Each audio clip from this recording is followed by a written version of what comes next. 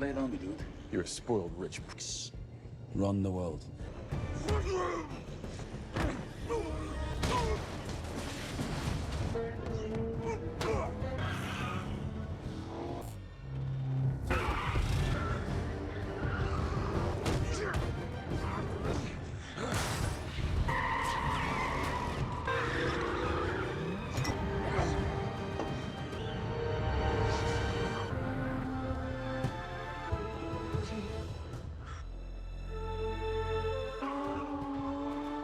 Appear to have lost our escort.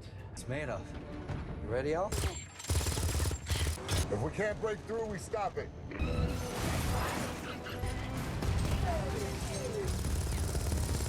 That thing is not slowing down, and the downloads. You can line up with the front tires. What? Why do I have to say this? Flat! In front of me!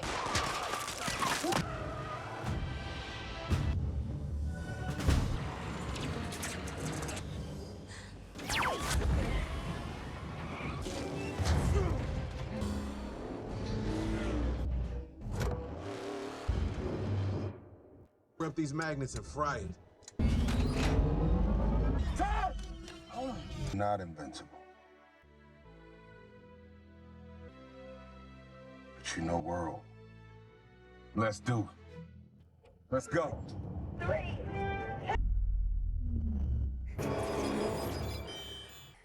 Let's go.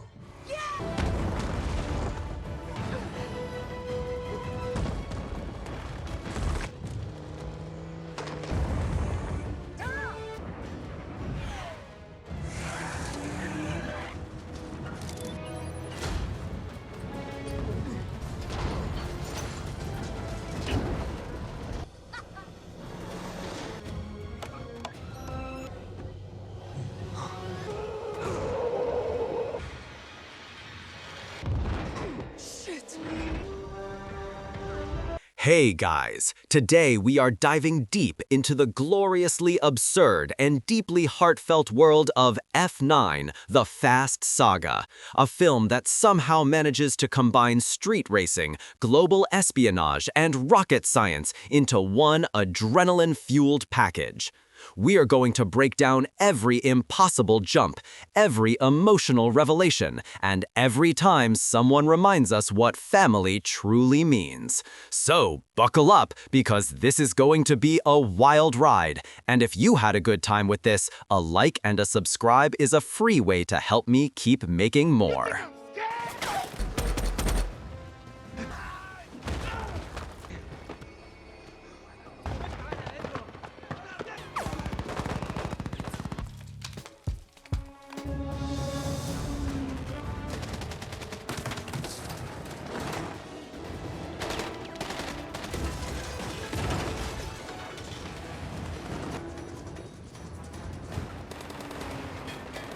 Gotta go to clear 'em. Please don't tell me you're thinking. Answer me! What just put legged on me?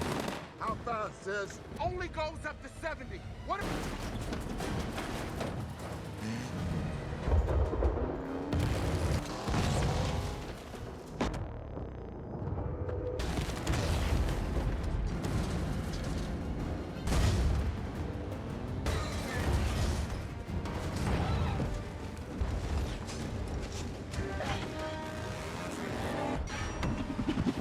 I go!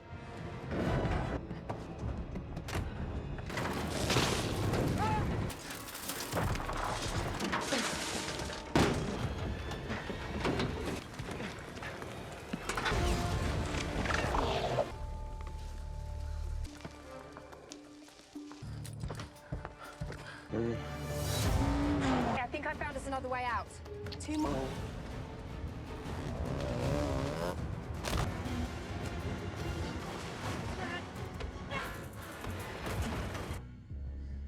The device.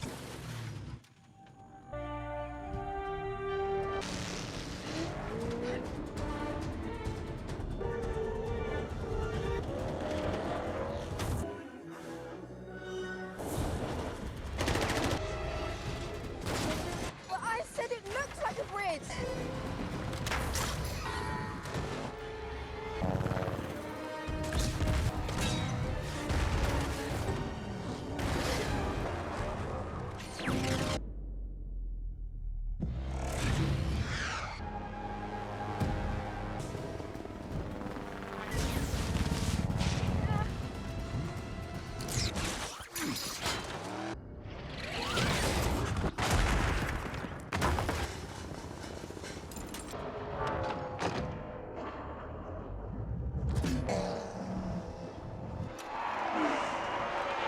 wrapped up, man. Doesn't matter where you play. You pop. Help me! You had a real problem. Who to tell you driver's gonna get somebody hurt? You're good!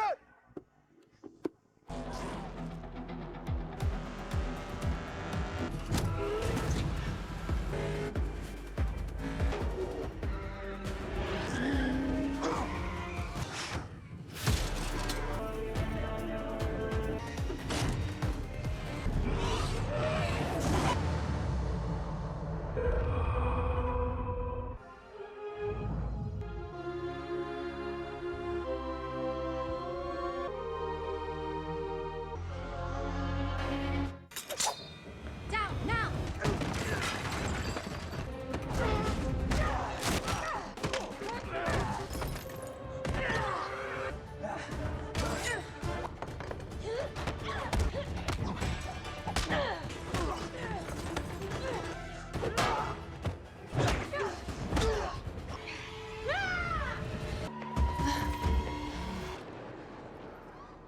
You okay?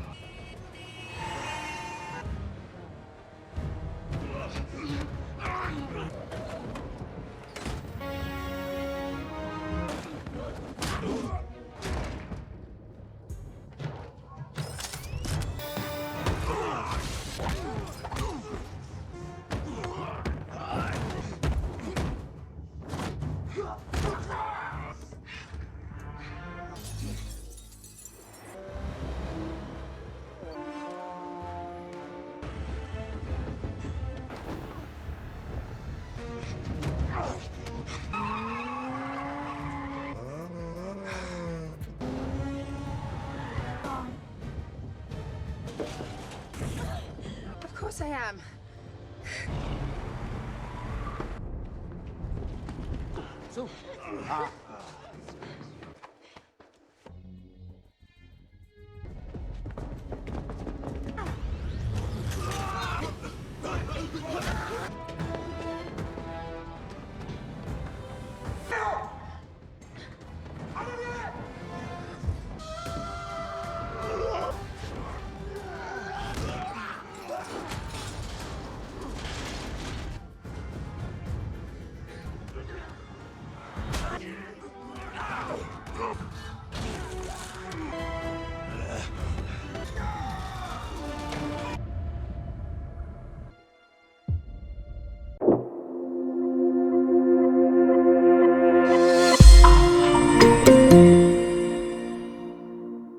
Dominic Toretto finds himself pulled back into the world of high-stakes espionage when his estranged brother, Jakob, emerges as a master criminal, aiming to unleash a world-threatening device known as Project Ares.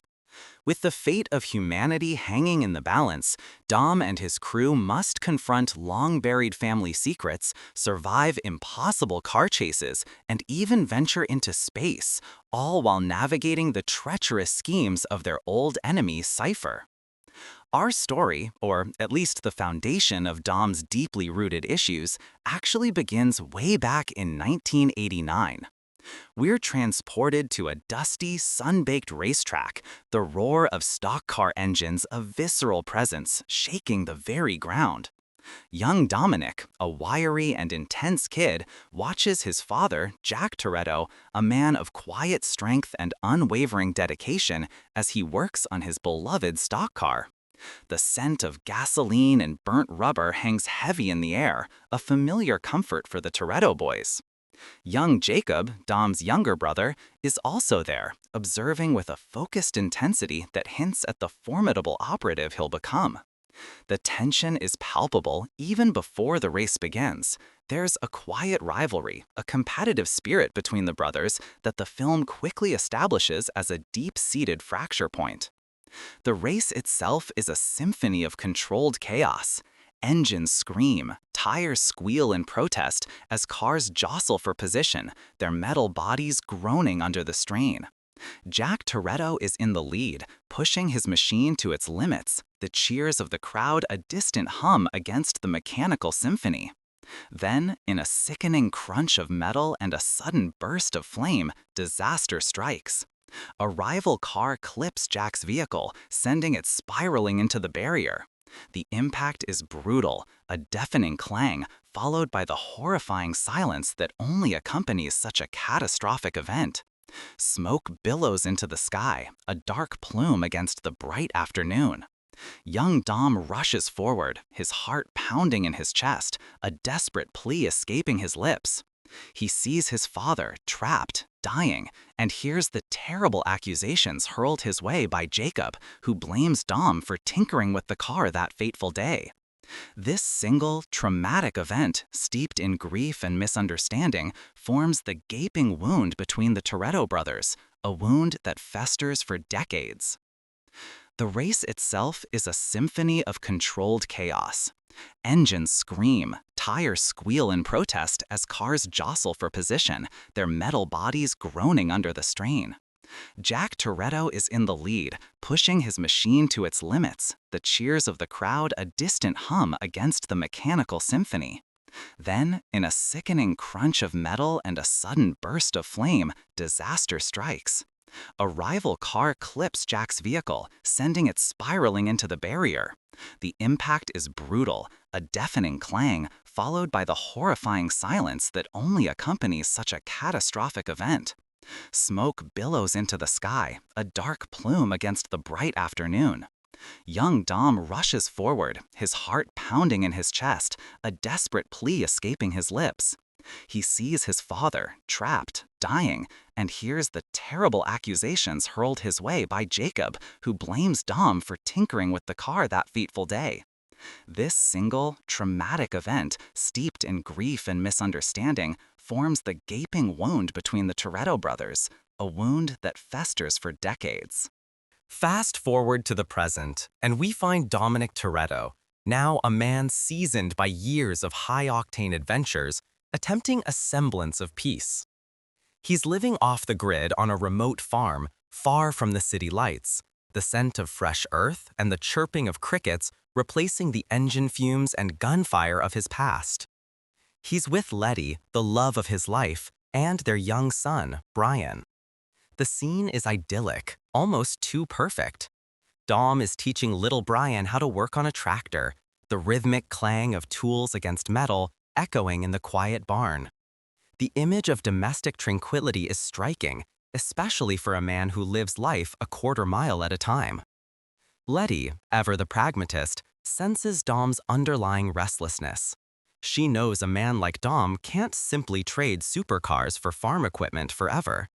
The quiet life, while beautiful, feels like a temporary reprieve.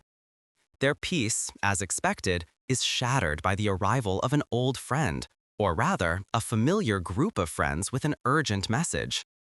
Roman, Tej, and Ramsey burst onto their serene farm, their usual boisterous energy a jarring contrast to the quiet. Roman, with his characteristic blend of humor and occasional exasperation, is already complaining about the state of their intel. Tej, ever the tech wizard, is frantically tapping away at a tablet, his brows furrowed in concern. Ramsey, the brilliant hacker, looks unusually grim.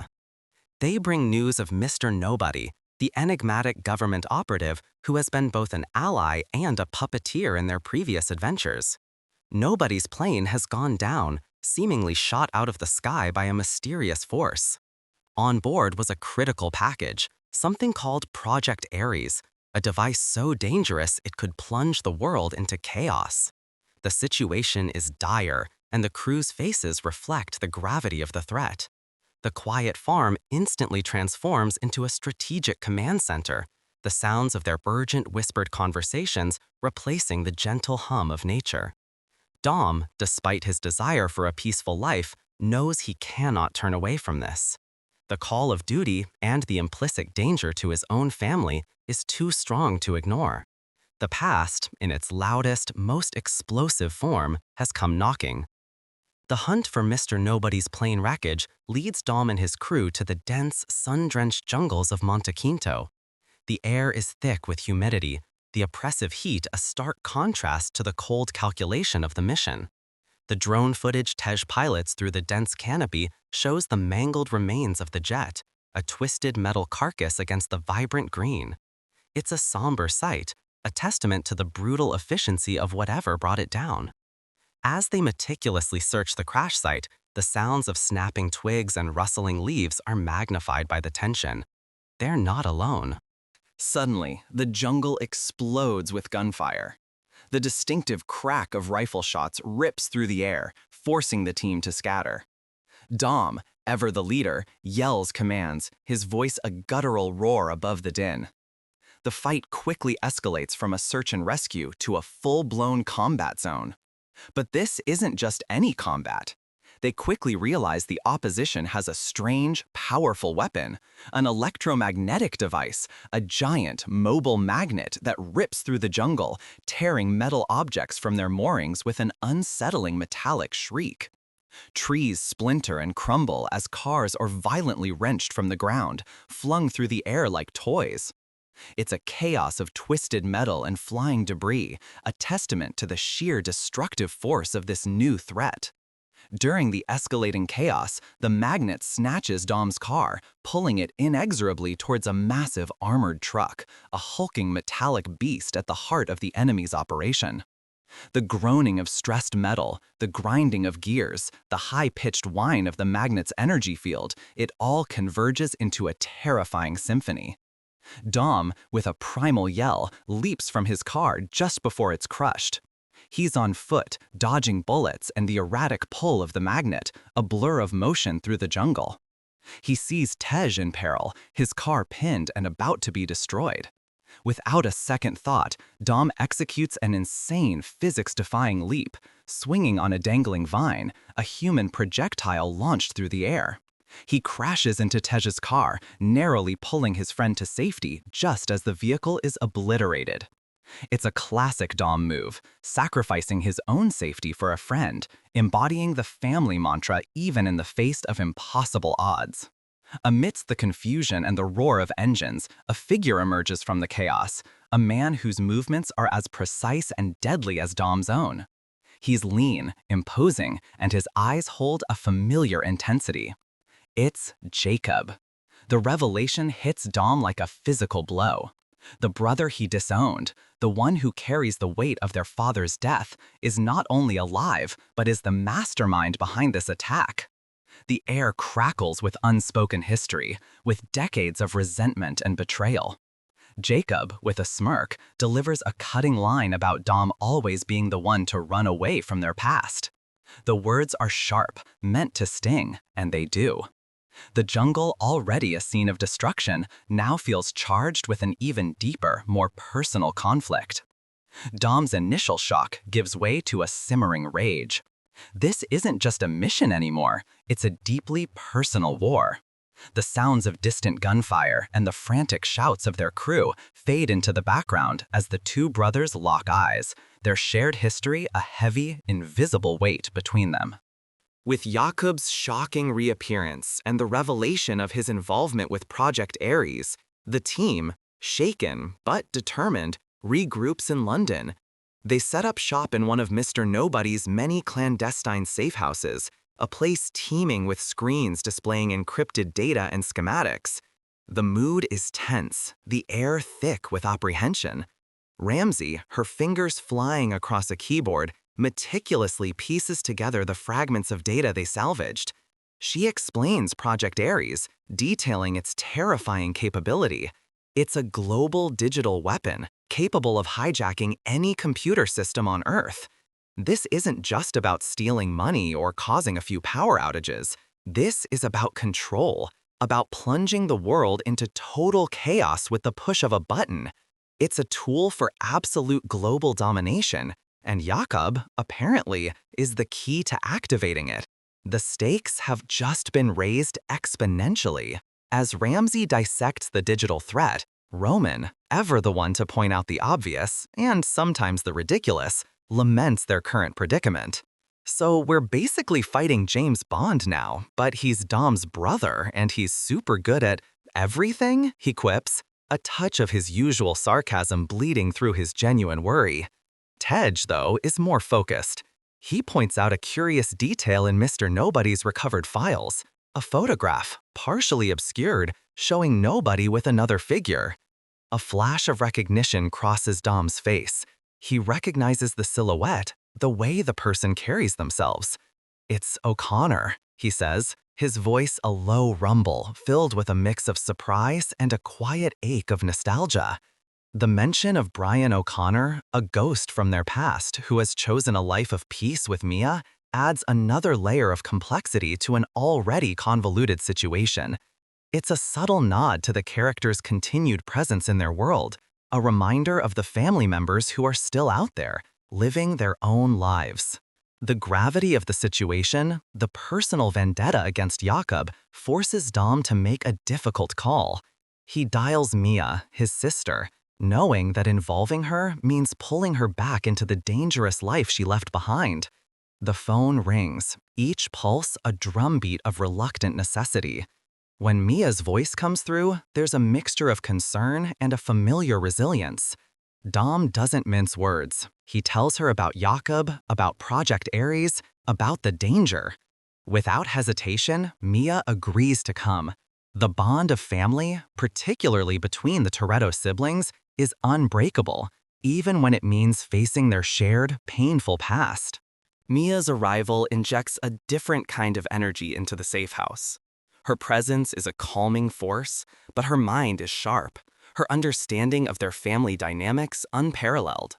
She immediately confronts Dom about his estranged relationship with Jakob, probing at the old wounds.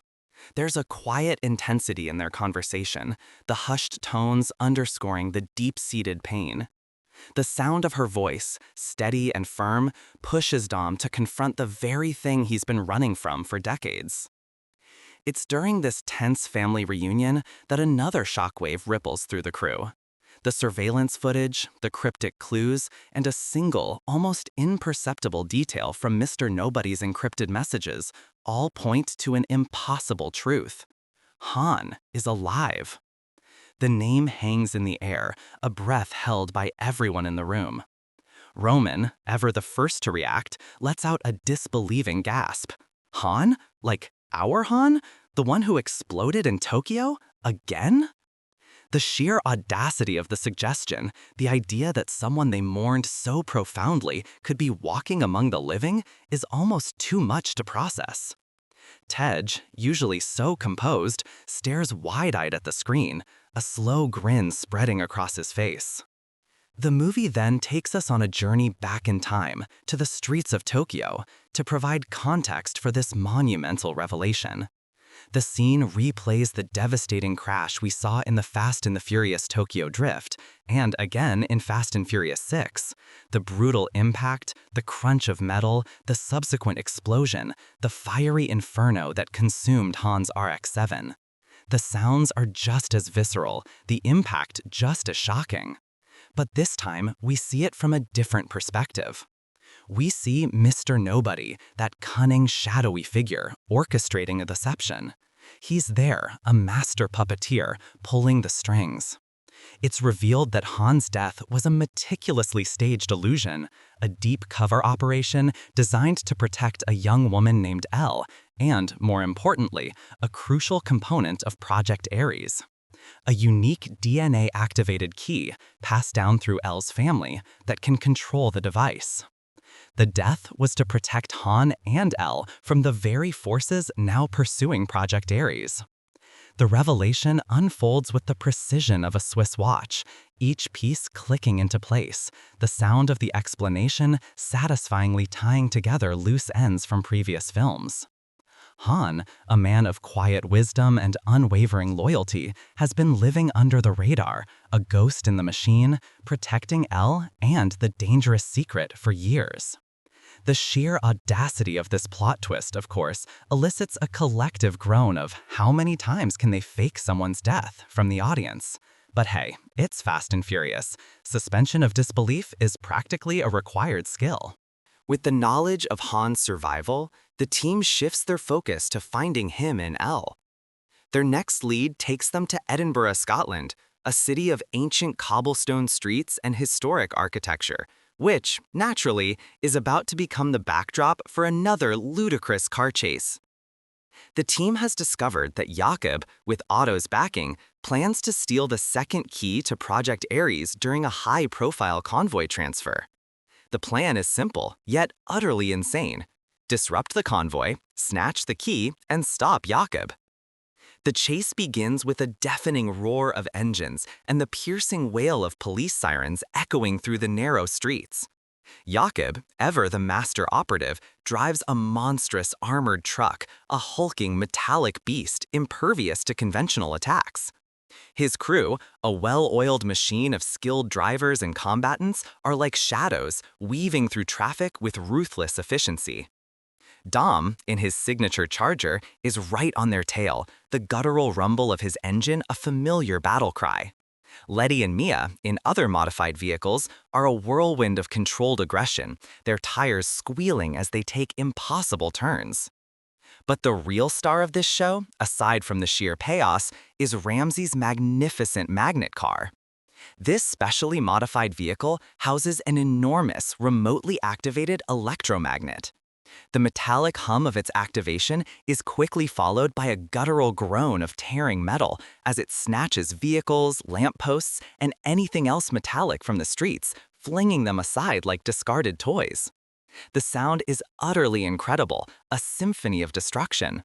Imagine the loud clang of a colossal magnet slamming shut, followed by the sickening crunch of a car's chassis as it's pulled apart, its engine screaming in protest. It's glorious. Roman, of course, is both terrified and exhilarated, yelling over the comms, "Did we just magnetize an entire intersection? That's not how magnets work." His usual banter provides much-needed comic relief amidst the high-stakes mayhem. The chase careens through crowded market squares, the shouts of surprised pedestrians mixing with the squeal of tires. They drive through historic alleyways, the ancient stone walls reverberating with the sounds of gunfire and accelerating engines. At one point, Dom, showing off his uncanny ability to perform gravity-defying stunts, uses the magnet to launch his car over a building. The crunch of asphalt, the momentary weightlessness, and the rough landing are all described in vivid detail. It's a moment that truly pushes the boundaries of belief, even for this franchise.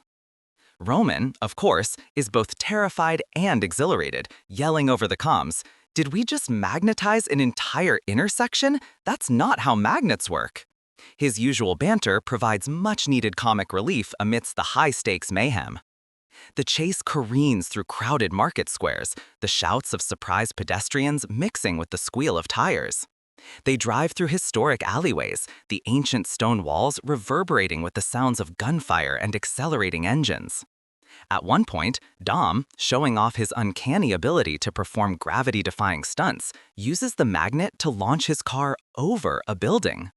The crunch of asphalt, the momentary weightlessness, and the rough landing are all described in vivid detail. It's a moment that truly pushes the boundaries of belief, even for this franchise. The climax of the Edinburgh sequence is a desperate confrontation on the rooftops. Dom, having crashed his Charger in a spectacularly dramatic fashion, finds himself face-to-face with Jakob on the very edge of a tall building. The wind whips around them, a chilling whisper against the backdrop of the city lights below. The fight is brutal, raw, a visceral clash of two brothers who have held decades of resentment in their fists. Each punch lands with a sickening thud, each block a sharp crack of bone against bone. There's no fancy choreography here, just pure, unadulterated rage and skill. The grunts of effort, the sharp intakes of breath, the rustle of their clothes, all contribute to the intense physicality of the scene. Jakob, with a cold, calculating precision, manages to secure the second key to Project Ares, narrowly escaping Dom's grasp. The metallic click of the key being secured, the soft hiss of his grapple hook, and the whoosh of his descent are the final sounds of his victory. Dom watches him disappear into the night, the weight of his failure heavy on his shoulders, the familial betrayal burning even deeper than before. The city's distant hum seems to mock him, the sounds of distant sirens fading into the night. Following the devastating loss of the second Project Ares key, Dom returns to his childhood home, a place steeped in both cherished memories and profound trauma. The familiar scent of old wood and worn leather fills the air, a sensory trigger for the flood of emotions brewing within him. The house, usually a sanctuary, now feels like a cage, amplifying his frustration and guilt. Mia, ever perceptive, recognizes the tempest raging inside her brother. She sits him down, her voice a calm, steady anchor in his emotional storm. She knows that to truly defeat Jakob, Dom must first confront the ghosts of their past. And so, Dom finally opens up, recounting the painful truth of their father's death, the secret he has carried for so long. He reveals how, after the fatal stock car accident, he found Jakob working on their father's car, making adjustments to the engine. He confesses to the simmering anger, the feeling of betrayal, the belief that Jakob's tinkering had somehow contributed to their father's demise. The words are heavy, laden with years of unspoken anguish. The sound of Dom's voice, usually a deep rumble of confidence, is now strained, filled with a raw vulnerability. He describes the metallic tang of fear and grief in his mouth that day, the way his hands shook as he confronted his younger brother. Jakob, in Dom's recollection, had remained silent, his face a mask of defiance and pain, refusing to deny or explain. This perceived lack of remorse, this crushing silence, had been the final straw for Dom, leading to his brutal banishment of Jakob, effectively severing their familial ties. The flashback to that pivotal moment is heartbreaking. We see young Dom, his face contorted with grief and rage, his voice cracking as he tells Jakob to leave, to never come back. The sickening thud of the door slamming shut, sealing their fate, echoes through the house. The sounds of breaking crockery, the crash of a chair being overturned, all paint a vivid picture of the sheer emotional devastation. Jakob's silent, defeated departure, the shuffle of his feet on the dirt road, is as impactful as any explosion. But Mia, a conduit for understanding and healing, challenges Dom's long-held narrative. She questions the absolute certainty of his assumptions, urging him to consider other possibilities, to look beyond his own pain. The conversation is quiet but intense, their voices low, almost conspiratorial, the weight of their family history pressing down on them. Mia plants a seed of doubt, suggesting that Jakob's silence might have stemmed from a place of shame or protection rather than guilt. The revelation leaves Dom visibly shaken, the foundation of his lifelong grudge beginning to crack. The truth, as they say, is often far more complicated than a simple blame game. Meanwhile, unbeknownst to Dom's crew, Cipher, the nefarious cyber-terrorist, is still pulling strings from the shadows, her sinister laughter a chilling counterpoint to the Toretto family drama. She is working with Otto, a wealthy and enigmatic figure who seems to have an endless supply of resources and a questionable moral compass. Their plan, revealed in a series of tense, hushed conversations peppered with the cold clicks of keyboards, is to fully activate Project Ares. They need both halves of the device, and with Jakob having secured the second key, they are agonizingly close. Cipher, with her signature blend of chilling calm and cutting wit, manipulates Otto, praising his ambition while subtly reminding him who truly holds the power. She explains that Jakob is merely a pawn in her grand design, a disposable tool to achieve her ultimate goal of global cyber warfare.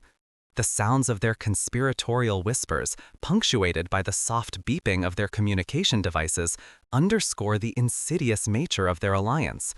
The ticking clock of Project Ares activation hangs heavy in the air, a silent threat to the entire world.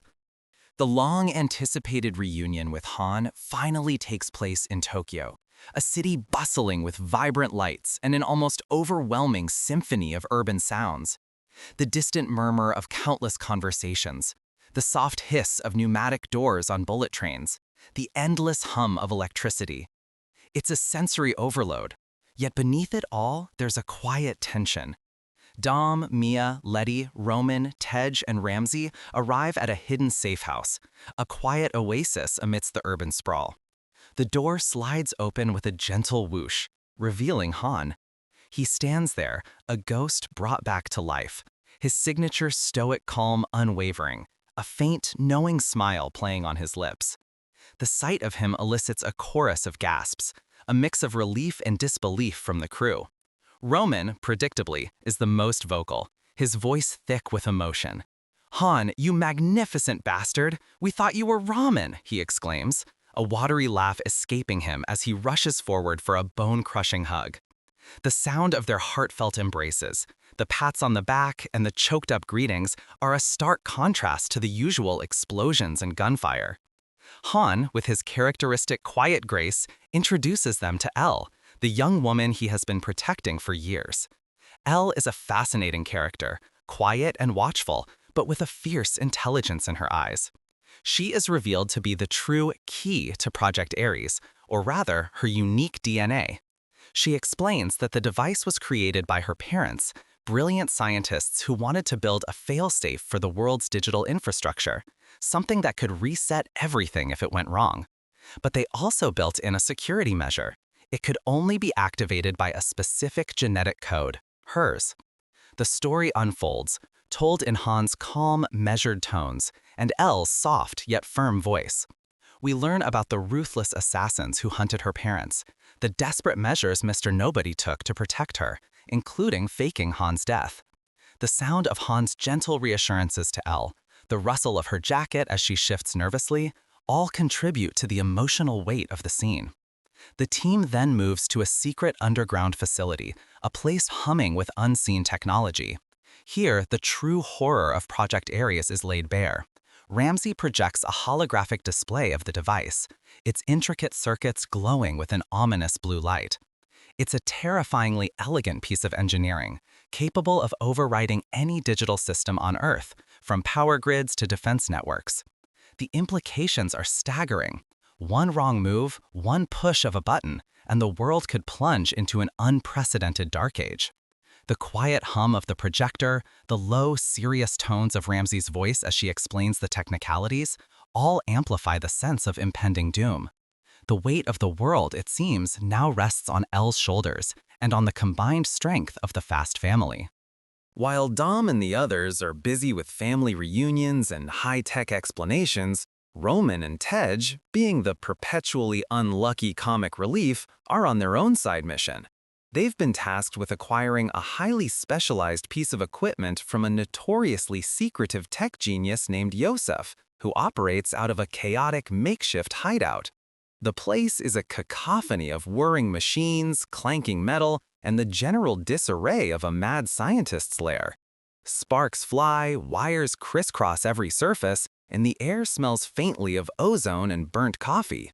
Yosef, an eccentric inventor with wild hair and an even wilder disposition, greets them with a mix of suspicion and a booming, manic laugh. He quickly realizes Roman and Tej aren't exactly tech-savvy. Roman, in an attempt to sound knowledgeable, spouts off random tech jargon, leading to a hilarious exchange where Yosef simply stares at him, then bursts into another guttural laugh. The sound of Yosef's booming voice, the clatter of his various contraptions, and Roman's increasingly frustrated grunts fill the space. Their quest for the device leads them to a truly absurd creation, a Pontiac Fiero. Not just any Fiero, mind you, but one that Yosef has somehow retrofitted with a rocket engine. The reveal is met with utter disbelief from Roman.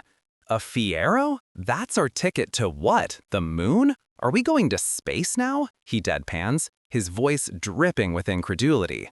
Tej, however, with his brilliant mind, sees the potential, despite the inherent ridiculousness. The Fiero, gleaming with its new, questionable propulsion system, sits proudly amidst the chaos, looking both out of place and perfectly at home in this universe. The metallic clink of the wrench, the hiss of a hydraulic pipe, the faint whirring of the rocket engine's components all add to the sense of bizarre invention. Yosef assures them it's fully functional, though his definition of functional might be a little different from theirs. Roman's muttered protestations and Tej's quiet contemplation set the stage for one of the most memorable and utterly insane sequences in the entire franchise. The sounds of their bickering and Yosef's proud hooting create a comedic symphony, a brief respite before the inevitable, explosive action. The stage for the final climactic showdown is set in Tbilisi, a city with a striking blend of ancient architecture and modern infrastructure, all about to be thoroughly demolished.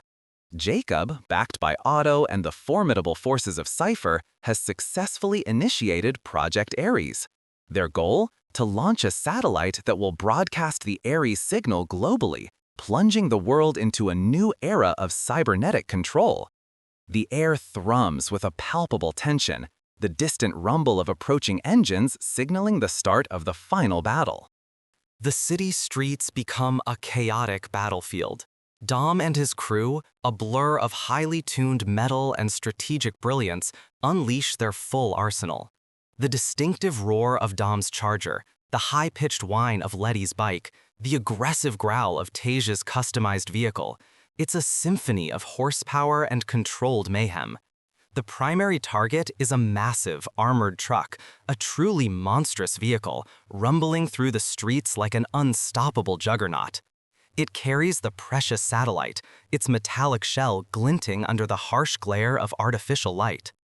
Ramsey, positioned in her magnet-equipped car, once again becomes the maestro of metallic destruction. The deafening hum of the magnet activates, pulling cars, streetlights, and even entire sections of buildings towards the armored truck, creating a path of utter devastation. The sounds are magnificent. The metallic groan of the magnet, the sickening screech of tortured metal, the explosive shatter of glass, and the distant shouts of terrified pedestrians. Roman, still marveling at the sheer absurdity, yells into the comms, "Are we just making a giant metal snowball now? This is insane." Dom, with a fierce determination etched on his face, orchestrates a daring plan to get to the satellite. He uses the magnet car to launch his charger directly into the side of the moving armored truck. The impact is tremendous, a sickening crunch of metal against metal that reverberates through the entire scene. The sound of tearing steel and splintering concomitants fill the air. He then battles his way through a hail of gunfire, the sharp cracks of automatic weapons echoing in the confined space of the truck. His fists land with heavy thuds against his opponents, the grunts of effort and pain a visceral accompaniment to the close-quarters combat. Meanwhile, in the most audacious and physics-defying sequence of the entire franchise, Roman and Tej are about to take their rocket-powered Pontiac Fiero into space. Yes, you heard that right, space. The Fiero, now gleaming under the harsh floodlights of a makeshift launch pad, looks even more ridiculous and magnificent. Roman, strapped into the cramped cockpit, is a nervous wreck. "Tell me again why we're the ones going to space in a literal hot rod," he demands, his voice a frantic squeak over the comms. Tej, calm as ever, simply reminds him it's the only way to destroy Cipher satellite. The countdown begins, the air vibrating with the raw power of the Fiero's improvised rocket engine. A deafening roar, a concussion of sound that rattles the very ground, accompanies the ignition. Flames erupt from the rear, and with a breathtaking burst of speed, the little Fiero, carrying its two bewildered occupants, hurtles skyward. The whoosh of its ascent, the fading roar of its engines, and the final, almost poetic silence as it disappears into the dark expanse of the sky is truly a sight and sound to behold. Orbiting above the Earth, the Fiero, looking utterly out of place against the blackness of space and the serene blue of the planet, closes in on Cipher's satellite. Roman, now experiencing zero gravity, floats around the tiny cabin, his panicked shouts muffled by his helmet. "I told you we needed more cup holders," he gripes, his voice an excited tremor. Tej, with remarkable composure, manually aims the Fiero, using its remaining thrust to collide with the satellite. The impact is a muffled thump, a soft explosion in the vacuum of space, far removed from the ground-level chaos. Flashes of light illuminate the Fiero and the crumbling satellite, a silent ballet of destruction. The satellite explodes in a shower of sparks and debris, effectively neutralizing Project Ares. Roman and Tej, miraculously surviving the explosion, are left drifting in space, their rocket Fiero a battered testament to their improbable journey. The soft, rhythmic beeping of their life support systems is the only sound, a stark reminder of their precarious situation. Back on Earth, the battle rages. Dom, having successfully destroyed the satellite's ground-based control, finds himself confronting Jakob directly within the remnants of the armored truck. Their fight is even more personal now, fueled by the recent revelations and the raw intensity of their shared history. The sounds of their grunts, the sharp impact of their fists, the metallic creak of the damaged truck, it's a brutal, close-quarters brawl. Jakob, however, realizing that Cipher has betrayed him and intends to sacrifice him, is forced to make a choice. In a surprising turn, he sides with Dom, helping him to escape Cipher's remaining forces. The clanging of their combined efforts to break through the truck's reinforced walls, the shouts of their enemies, and the roar of Dom's last-second escape vehicle create a chaotic symphony of their unlikely alliance. Cipher, however, is a slippery adversary. Despite her plans being thwarted, she manages to escape in a jet, her chilling laughter echoing over the comms, promising future destruction. The whoosh of her jet taking off, the high-pitched whine of its engines, is the sound of her fleeting victory, a promise that the conflict is far from over. With the world saved and Project Ares neutralized, the Fast family finally has a chance to breathe. The scene transitions to a familiar setting, the backyard of Dom's old family home, filled with the comforting sounds of laughter, clinking glasses, and the sizzle of food on the grill. It's a quintessential Toretto family barbecue, a ritual that signifies peace and togetherness after every world-saving ordeal. Little Brian chases a ball, his innocent giggles a beautiful counterpoint to the relief in the adults' faces. Han, having fully rejoined the family, is sitting beside Elle, a protective hand on her shoulder. The quiet murmur of their conversation is warm and reassuring. Roman, still recounting his space adventure with exaggerated hand gestures and booming laughter, has everyone in stitches. Tej and Ramsey, their tech genius minds finally unplugged, share a rare, contented smile. Letty, ever the rock, leans her head against Dom's shoulder, the quiet rustle of her jacket and the soft beat of their hearts, a testament to their enduring love. Amidst the joyful reunion, Jakob makes a quiet, almost unnoticed departure. He exchanges a knowing look with Dom, a silent acknowledgement of their complicated past and their tentative reconciliation. There's no grand apology, no dramatic embrace, just a shared understanding forged in the crucible of battle. Dom simply nods, a small, almost imperceptible gesture that speaks volumes. Jakob gets into a familiar, sleek car, the low rumble of its engine a soft farewell. He drives off into the sunset, choosing his own path, perhaps for good this time, the crunch of his tires on the gravel driveway fading into the distance. It's a moment of quiet grace, a recognition that not all family wounds heal perfectly, but they can, perhaps, find a new way to coexist. As the evening draws to a close, a very specific, iconic vehicle pulls into the driveway. It's a blue Nissan Skyline, instantly recognizable, its engine humming a gentle, familiar tune. The sound of its tires on the gravel, the distinct purr of its engine, causes everyone to pause, their conversations softening. Dom, with a knowing smile, looks towards the car, a silent invitation in his eyes. The implication is clear. Brian O'Connor, their absent brother, is here. The door opens, but the camera doesn't show who steps out, leaving it to the audience's imagination. a poignant nod to a beloved character and the enduring power of family, even beyond the screen. The quiet hum of the Skyline's engine, the collective intake of breath from the family, creates a powerful moment of reverence and hope. As we look back at the wild ride that was F9, it's impossible not to be struck by the enduring, almost gravitational pull of family in this saga. This isn't just about cars or explosions, though we certainly got a healthy dose of both. It's about the unbreakable bonds we forge, the secrets we keep, and the arduous journey of forgiveness.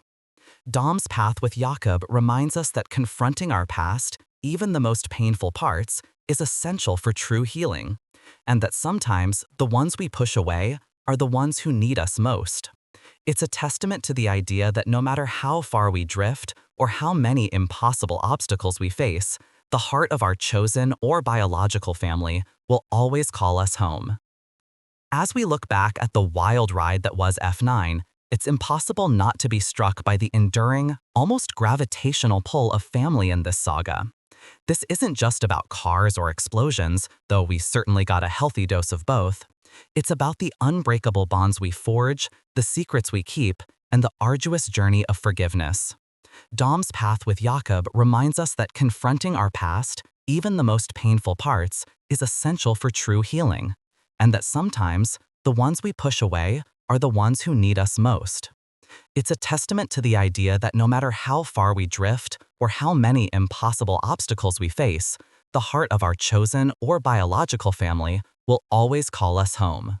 F9 is a film that fully embraces its legacy, taking the Fast and Furious franchise to new, literally stratospheric heights. It leans into the absurdity with joy, while never forgetting the emotional core that makes these characters so beloved. It's a spectacle of vehicular mayhem and brotherly drama that proves there's still plenty of fuel left in the tank for this family.